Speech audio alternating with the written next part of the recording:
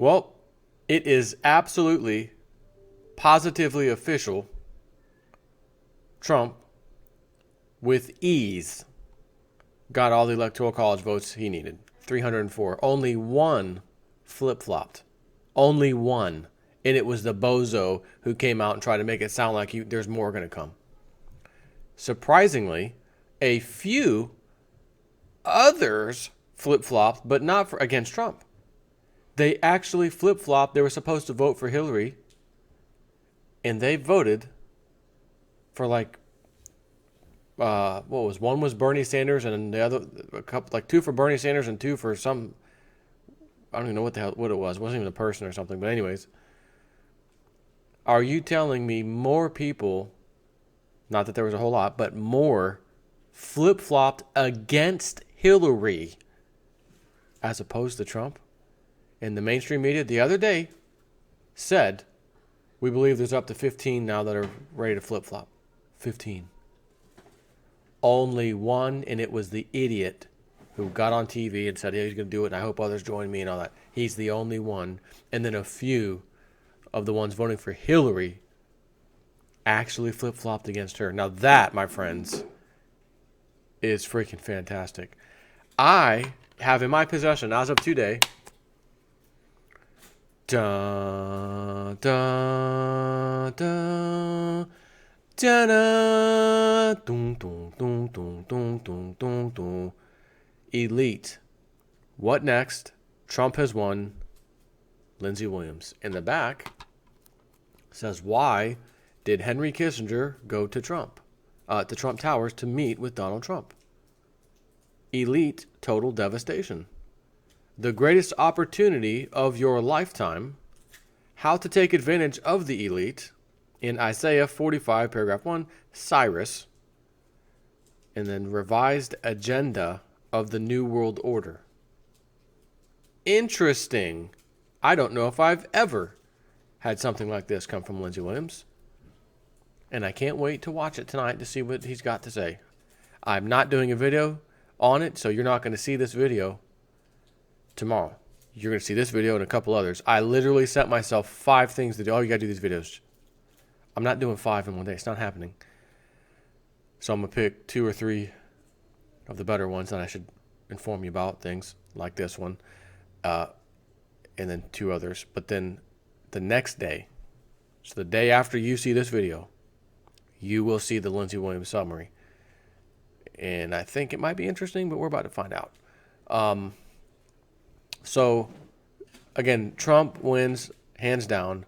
And at the same time, he appoints a man by the name of Vincent Viola. Now, I look at that and I say, isn't that voila? Isn't that how they say voila in France or wherever? But I believe it's Vincent Viola as Secretary Army. Let me go to this thing. As Secretary of the Army. So I'm going to read you a little bit from Zero Hedge, but then I'm going to go to Wikipedia and let you see his background. And as I said in the very, very beginning, before Trump was even elected, why is he picking that guy to run his finance, part of his campaign?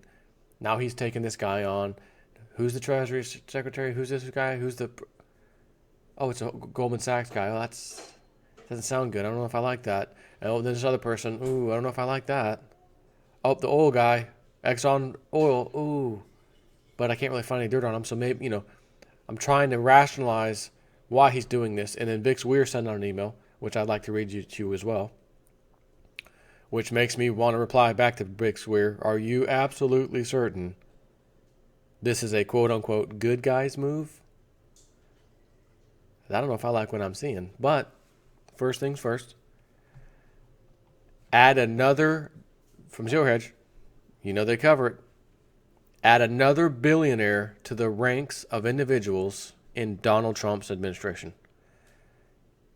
He has announced the nomination of Vincent Viola as Secretary of the Army. Now, this is an interesting position, to be honest with you. This guy has a Wall Street high-frequency trading background of absolute epic proportions.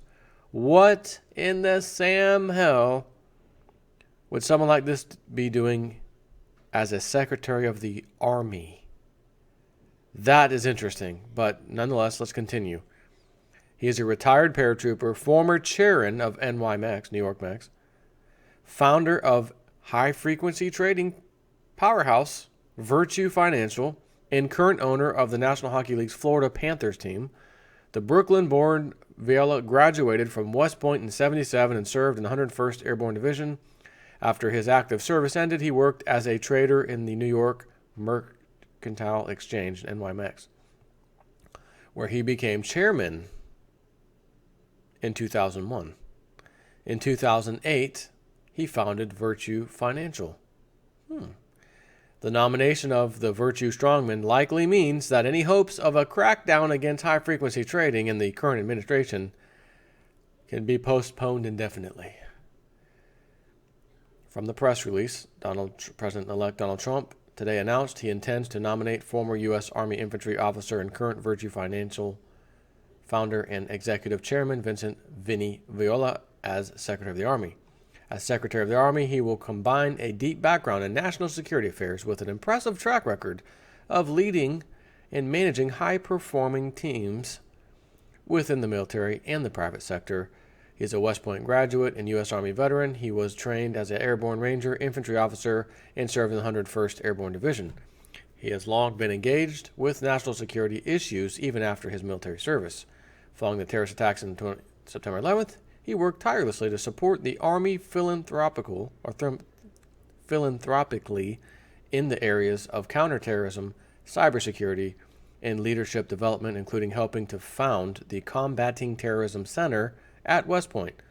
He has also founded multiple high-value companies, including Virtue Financial, and chaired the New York Mercantile Exchange.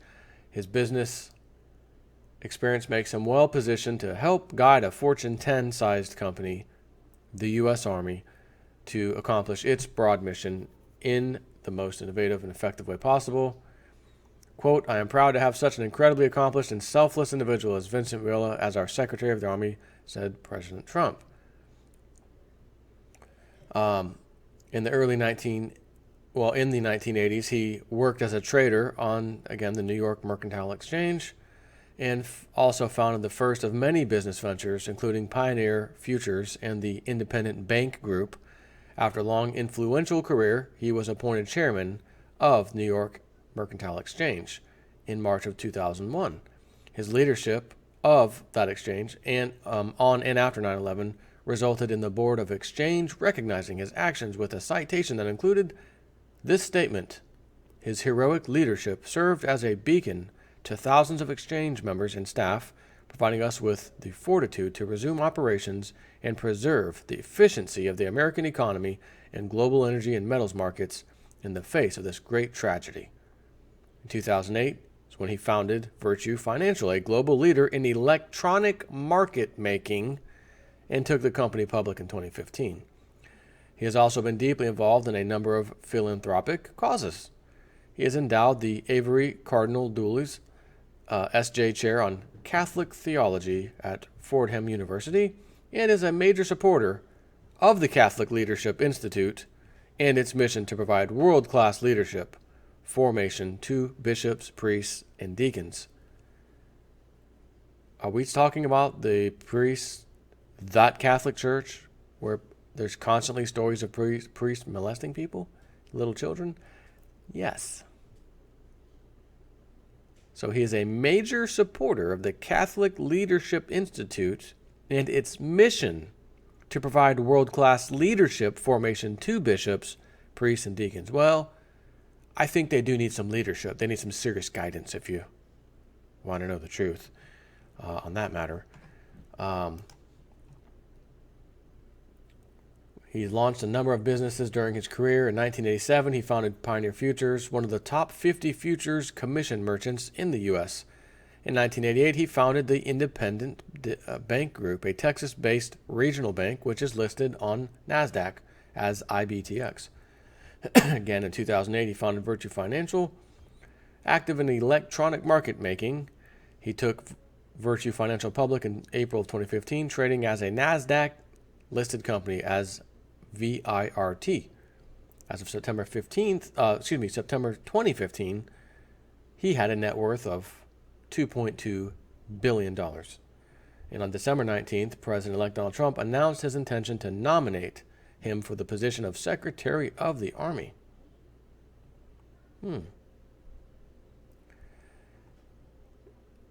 I gotta tell you, this isn't the first, it's not the second, it's not the third pick of some position that's making me say, I don't know if I like that. I don't know if I like that. Hopefully, and I don't know how many more times I have to keep saying this hopefully thing, because you know me, I don't like using the word hope. I want pure, face the music, face the facts, not hope, nothing. Give it to me real.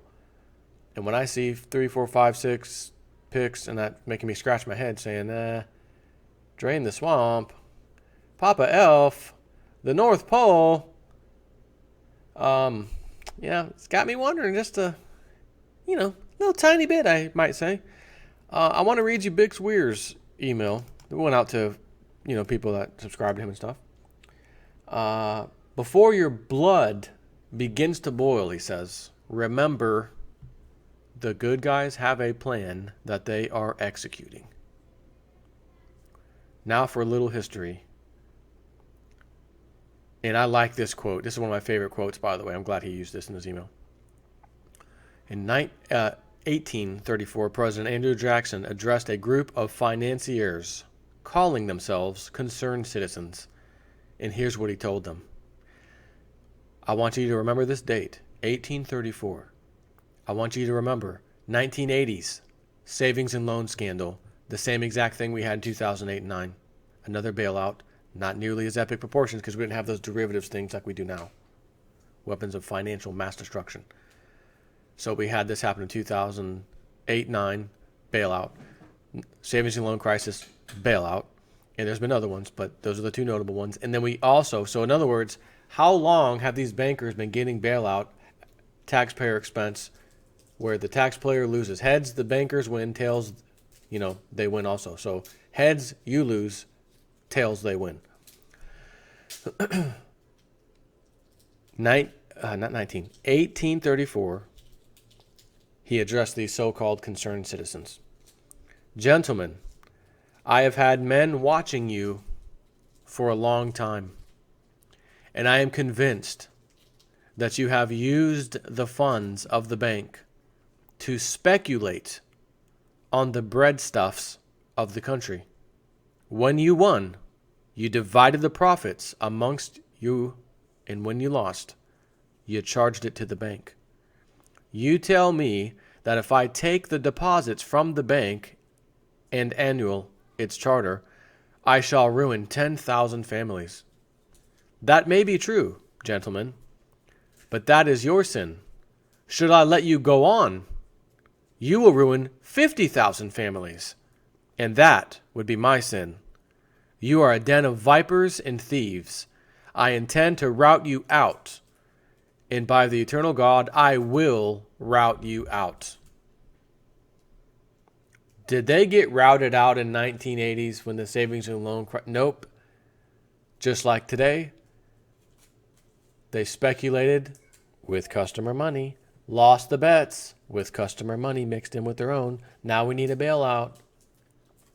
I'm sorry, what happened in 2008-9? Anyone heard of MF Global? John Corzine, top donor for Mr. Obama, by the way?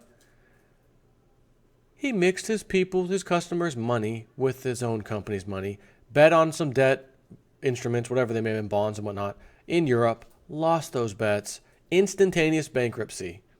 Gerald Celente, one of his clients, which he did not know, because he was using a company that actually used MF Global, unbeknownst to him, to clear, or as a clearer, if you will, and found out, oops, sorry, your money's gone. And he got some of it back. Maybe he got all of it back. I'm not 100% sure because I've never heard him talk about it other than when he was really pissed off that he lost it. And last I heard, he got something back. I don't know if it was in full or not. So we have another, again, we have the exact same thing happening right now, happened again in the 80s, of course. Massively did it happen recently, as in 2008 and 9.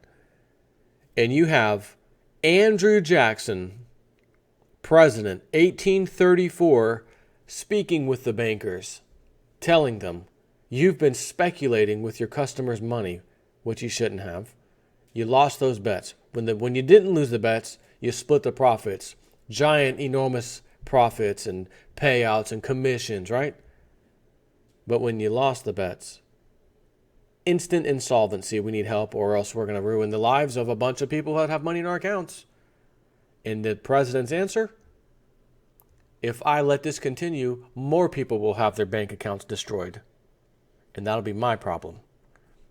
Is that what Barack Obama did, by the way? No? How about George Bush? Well, Bush was walking out, right? He's walking out. Can't really have him do it. Perfectly timed. Nope. Bailout, TARP fund, massive trillions of dollars printed by the Federal Reserve given to the banks, not just our banks locally, but across the sea. Friends over in Europe. So, on with his email. He says, that was then and this is now. Donald Trump has just announced his choice for Secretary of the Army, not Treasury, Secretary of the Army, and it's one of the most audacious financial criminals ever to prowl the back halls of the computer trading systems we call our quote-unquote free markets. Vincent Viola, the founder of EWT LLC and Virtue Financial. President-elect Donald Trump has announced, yada, yada, yada. I already read you that stuff from Zero Hedge. Wow. You can't make this stuff up. I exposed the MFer 10 years ago as being at the heart of the gold and silver manipulation machine. Who's the little man behind the curtain? He's got a link, and I'm going to post that link for you in this description section of this video. And by the way, I already forgot, in the description section of this video, you will find a link to the playlist of today's videos. So you can click it once, and then it'll play 1, 2, 3 videos for you. I've come across a very suspicious company that I believe coordinates the computer manipulation of the gold and silver markets and is directly connected to the iShares Silver ETF, that would be SLV, as well as the Street Tracks Gold ETF. This company is not public, has few employees, is fairly invisible, and has only been in operation since 2002.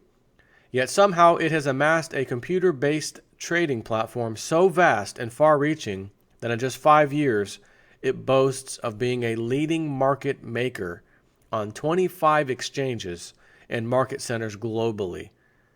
So how did a startup trading company build such a large and powerful trading network so fast?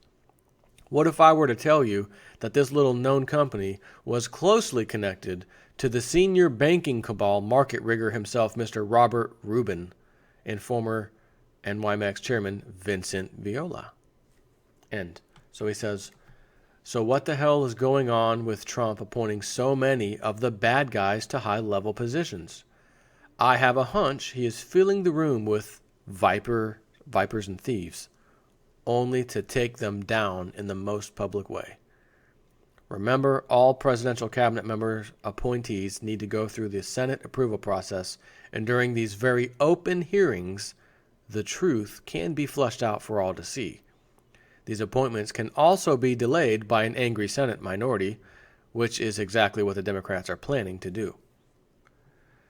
So while the Senate is dissecting all the dirty laundry of Donald Trump's more controversial high-level appointments, the acting heads of each department, which are assigned by Trump without need for Senate approval, can go about the business of making America great again. Crazy, crazy problems require crazy, crazy solutions. May the road you choose be the right road. Bix Weir, roadtorooted.com. This is why I have to reply to Bix sometimes. Bix, I still stand firm on my belief. There are no good guys. This is nonsense. This guy is, again, like he said, one of the top vipers and thieves that has just been appointed. That does not make sense to me, that you're going to put this guy right next to you so that the Senate can grill him and expose him. So this doesn't even kind of make sense to me. It can, if it plays out and I see it happening, I certainly can change my mind and say, you know what? I now have evidence, like Bix Weir said, stand by. This is a good guy move. Don't let it fool you. Even though everything my body's telling me that's utter nonsense. Got to be fair, though. Because if someone calls it and they're right, like if Bix Weir does, I told him already, I'm going to give you the biggest shout out ever. I'm going to ask him, maybe even beg him, Bix, come on the Realist New program one time so I can give you massive credit that you deserve. And I will come out here and essentially kiss his feet on air, so to speak, through Skype, if you will, if he gets this right. I can't, my whole body is saying there's not a chance in hell. But Trump is not a stupid man. He is an extremely intelligent man. He must have a reason for doing this. He must have a reason for doing this. Because he had Chris Christie right next to him, his right-hand man, right? And then they said, well, if Chris Christie's trying to appoint all these lobbyists and stuff, Trump essentially fired him. Get off my team. Have a nice day. Yet, we see Trump pick a guy like this. This makes absolutely no sense to me. You're picking the guy that helped essentially create the computer rigging systems and run some of the companies that do this. My goodness, I don't even know what to say about this. All we can do is stand by and wait. We got one hurdle down. Electoral College handily gave him the nod. Now we have to wait till January 6th to see if the rotten Congress, House, and Senate try to pull a fast one and void an entire state's Electoral College vote or single individual Electoral College voters to get Trump below 270 so that they can appoint who they want or vote who they want to be the president. Again, it's a far shot for that to happen, but that's the more concerning one for me anyways. And it's not that hard, especially when you're telling them, I want to drain the swamp and I'm going to put term limits on all you rascals.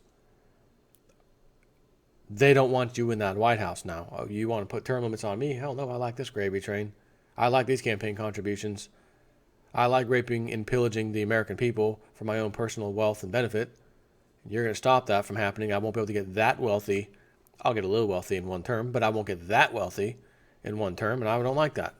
So let's find a reason to nullify some of his votes in the Electoral College so that we can then pick our person. I'm going to tell you, that's what history says should be happening. If I just open the history book of the world right now with how everything's going, this is how it's supposed to go. I would love nothing more than to come out here January 7th. My goodness, he got it. Even if they tried some shenanigans, he's still, oh my gosh, he got it. He's going to be the guy. He's going to be that guy. Then again, maybe with the information I'm looking for is right here in this DVD, and I'm speaking too soon. But I don't have a choice because this is newsworthy. I've got to talk about it. And the next day, I will be doing a summary on that Lindsey Williams DVD to see if there's any unanswered questions. Or why is he doing this? Why is he doing that? Maybe Lindsey will get it right down to the point. Who knows? We will find out. Take care.